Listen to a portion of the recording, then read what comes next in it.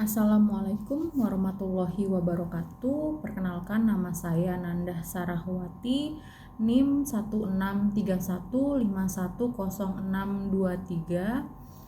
Nama dosen Dr. Muhammad Mabrur Taufik, SAG, SEMM,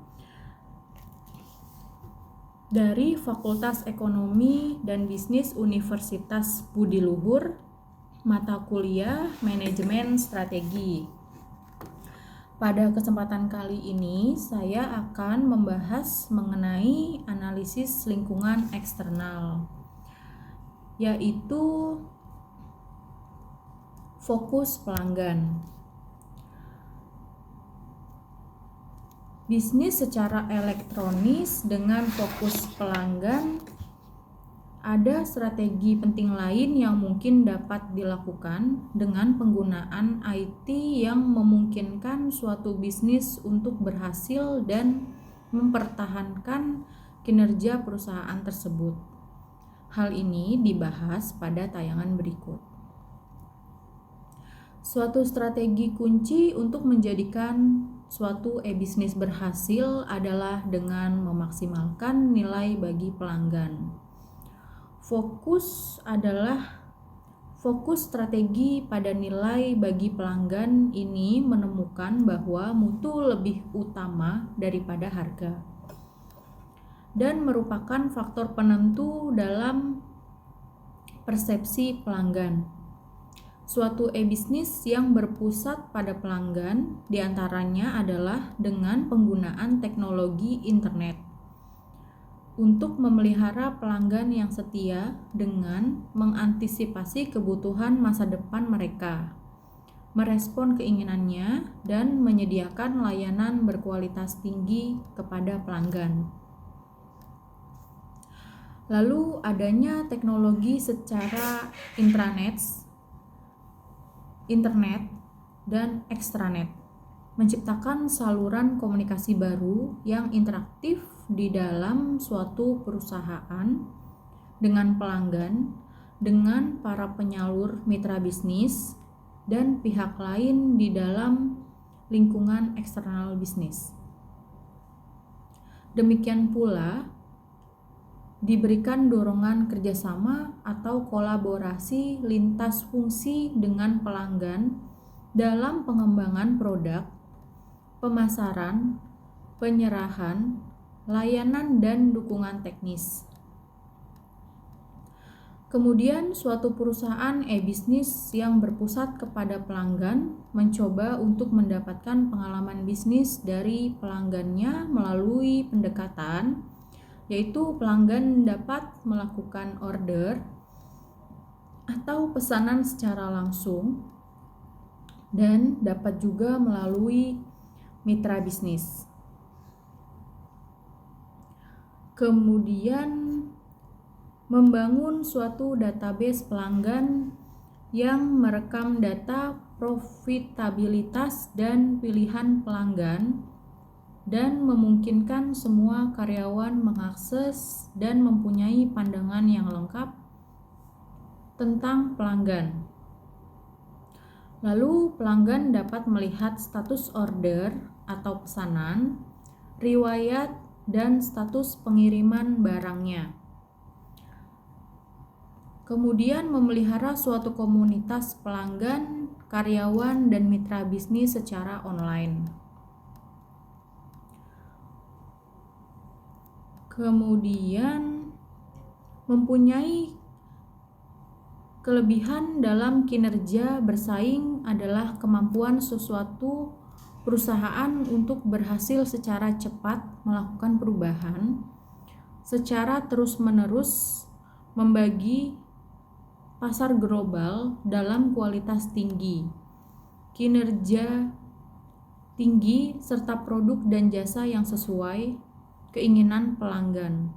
Perusahaan yang sudah matang sangat tergantung pada teknologi informasi untuk mendukung dan mengendalikan proses bisnisnya.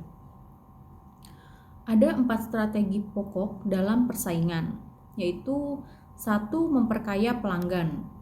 Perusahaan yang mapan akan memperkaya para pelanggannya dengan memberikan solusi untuk membantu mengatasi permasalahan pelanggannya.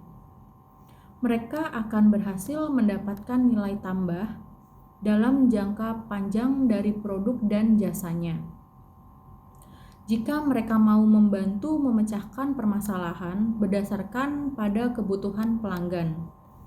Ketika suatu kondisi berubah, maka pesaing yang tangkas akan menjalankan hubungan bisnis berdasarkan pada kesediaan dan kemampuan mereka untuk berubah agar dapat mengatasi masalah baru yang dihadapi pelanggan. Kedua, bekerja sama. Perusahaan yang mapan melakukan kerjasama untuk meningkatkan daya saingnya. Hal ini dapat berupa kerjasama secara internal dan jika dianggap perlu, dilakukan juga kerjasama dengan pesaing dalam rangka mempercepat penyampaian produk dan jasa ke pasar. Ketiga, mengorganisasikan, yaitu perusahaan yang mapan mengorganisasikan dengan baik bagaimana pengelolaan terhadap perubahan dan kesiapan dalam menghadapi ketidakpastian. Ini adalah suatu komponen pokok dari persaingan, karena harus mengembangkan antisipasi dan tanggapan yang cepat terhadap perubahan kondisi, bukan hanya perubahan dalam diri sendiri. Lalu yang keempat, keseimbangan orang dan informasi. Perusahaan yang mapan dapat menjaga keseimbangan antara orang dan informasi dengan memelihara suatu jiwa usahawan atau wira swasta dan menyediakan perangsang bagi karyawan agar lebih bertanggung jawab. Meningkatkan kemampuan beradaptasi dan melakukan inovasi.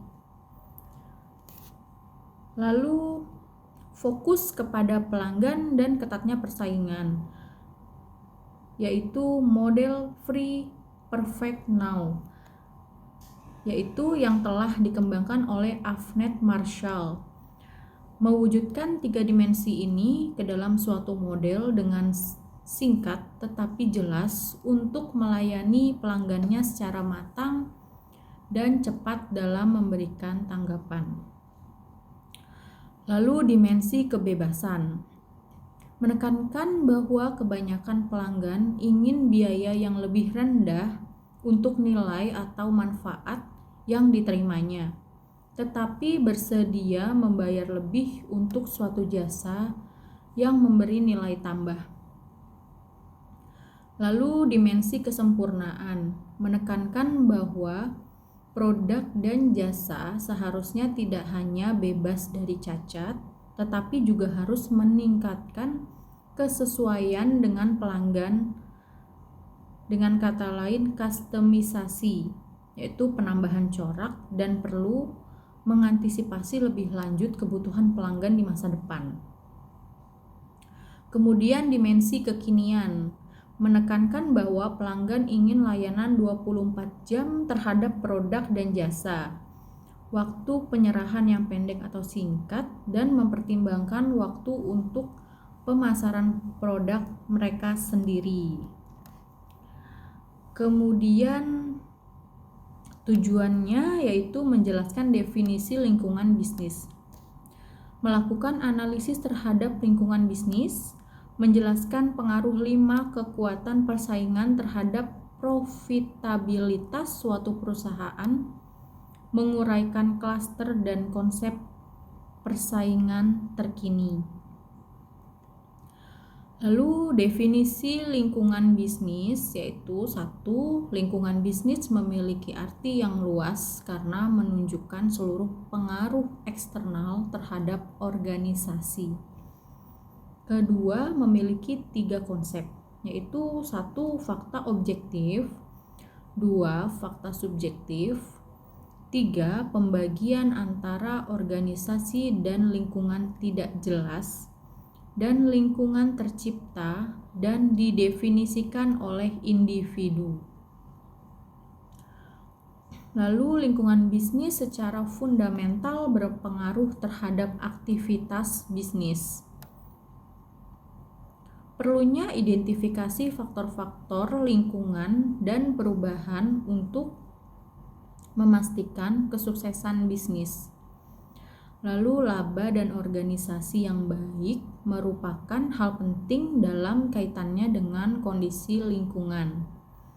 Lalu rencana strategi harus turut mempertimbangkan kemungkinan adanya perubahan dalam lingkungan bisnis. Kemudian lingkungan eksternal perusahaan itu mencakup lingkungan umum, global dan domestik, dan lingkungan industri, global dan domestik. Kemudian lingkungan operasional, global dan industri. Lalu pesaing kreditur, perusahaan, tenaga kerja, pemasok, dan pelanggan. Kemudian kekuatan analisis lingkungan bisnis. Kekuatan lingkungannya yaitu PEST, Political, Economic, Sosial, dan Teknologi, menjadi LEPESTC, ditambahkan dengan legal, ecological, dan kompetitif. Kemudian metode analisis lingkungan bisnis.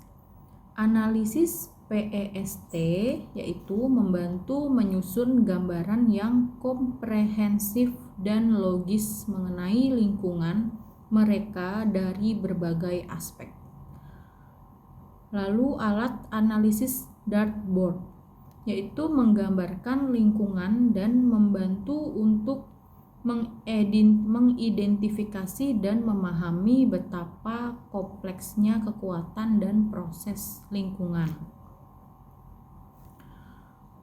Kemudian analisis lingkungan bisnis ada kategorinya, yaitu kategori lingkungan eksternal apa saja, yaitu lingkungan terpencil atau remote environment.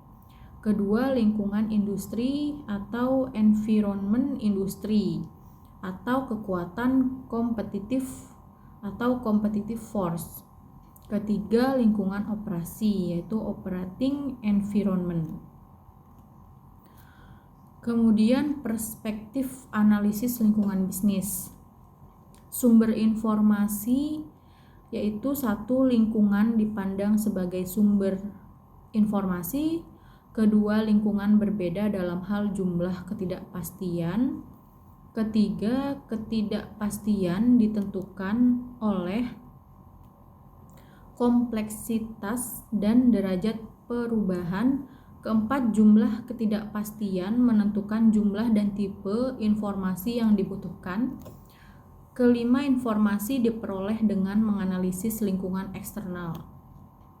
Lalu dalam sumber daya, yaitu lingkungan dipandang sebagai sumber dari sumber daya yang langka dan bernilai. Kemudian organisasi bergantung pada lingkungan sumber daya tersebut. Lalu ketergantungan ditentukan oleh kesulitan dalam memperoleh dan mengendalikan sumber daya. Kemudian sumber daya didapat dari persaingan organisasi dan mengurangi ketergantungan berarti mengendalikan sumber daya lingkungan. Analisis struktur kekuatan persaingan, 5 force model, yaitu persaingan antar pesaing dalam industri yang sama. 2, ancaman untuk memasuki pasar bagi pendatang baru. 3, ancaman barang substitusi. 4, daya tawar pembeli. 5, daya tawar penjual. Kemudian definisi cluster. Cluster yaitu konsentrasi geografis dari subsektor-subsektor manufaktur yang sama. Dan yang muncul kemudian adalah jaringan, network, yang disebut sebagai kawasan industri. Kemudian kompetisi global, pengaruh klaster terhadap kompetisi global. peningkatan produktivitas perusahaan-perusahaan dalam wilayah tertentu.